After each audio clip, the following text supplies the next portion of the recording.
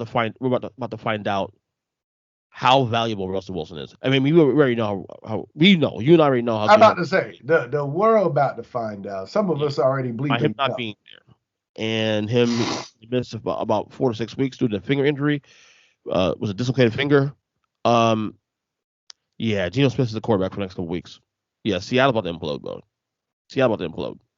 And the reason why this is important this is a two-pronged topic here. Yeah, Just because of Seattle imploding, probably about Russ, but this opens up everything for the NFC now because if you look at the NFC right now, it's really top heavy. It's Tampa, Arizona, Green Bay, Dallas, right? Then you get to the wild cards going to get a little weird now because look at all the teams in the wild card now to start today. 3-2 teams.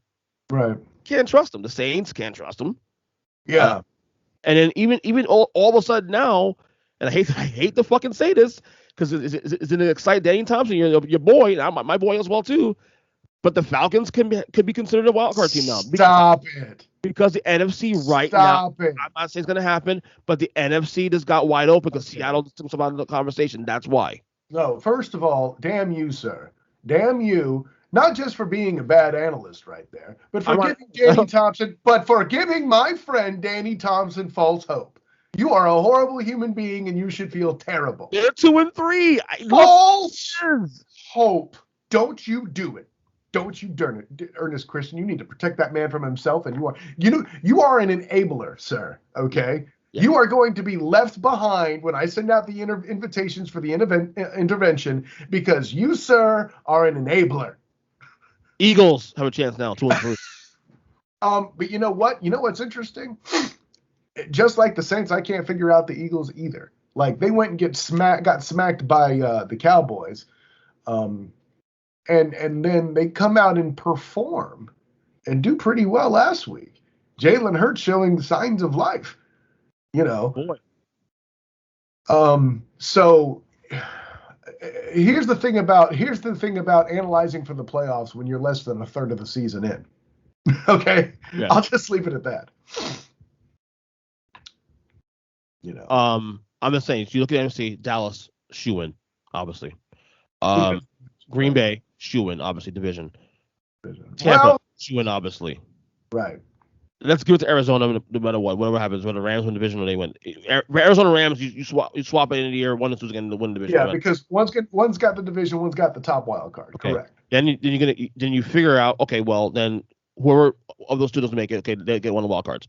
That leaves 2 wild cards open right now. Okay, yeah. 2 wild cards. Okay? And I'll add you this: I don't believe the Niners are going to make it either at this rate. But there you go. But that's the conundrum though, because now, what other teams that I did not mention can you say, you know what, they are a playoff team even if they missed it?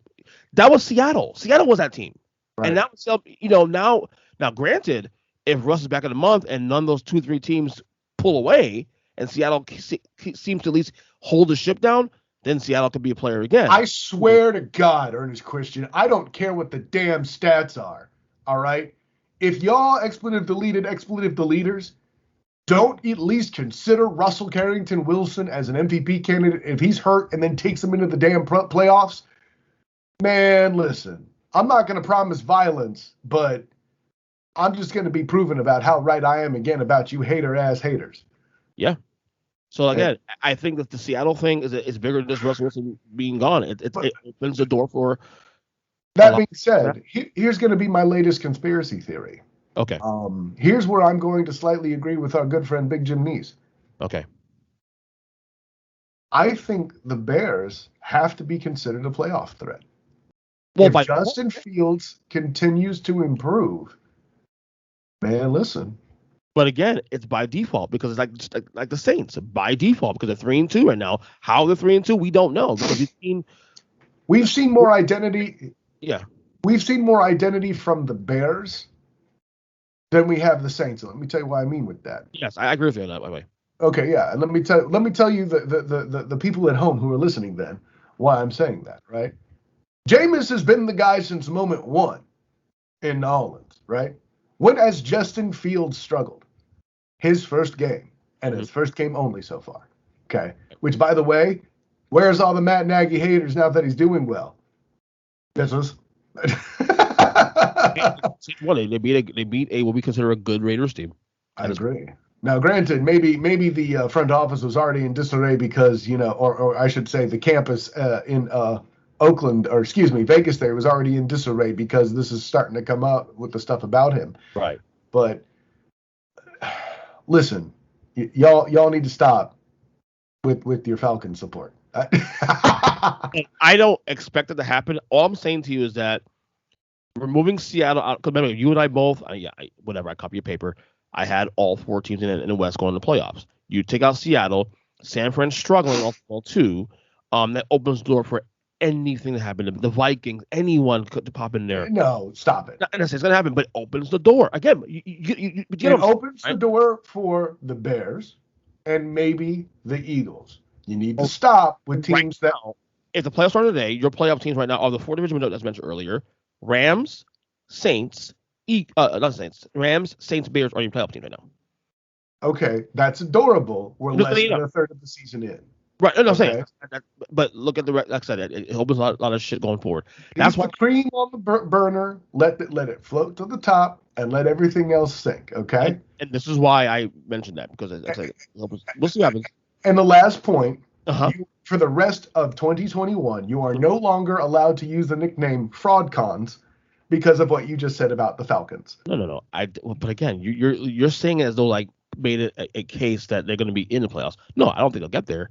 I'm just saying now the door is open because they're 2-3. I don't know how the fuck they're 2-3, but listen. Well, no, I'll tell you how. One of them is the Jets, and one of the Giants.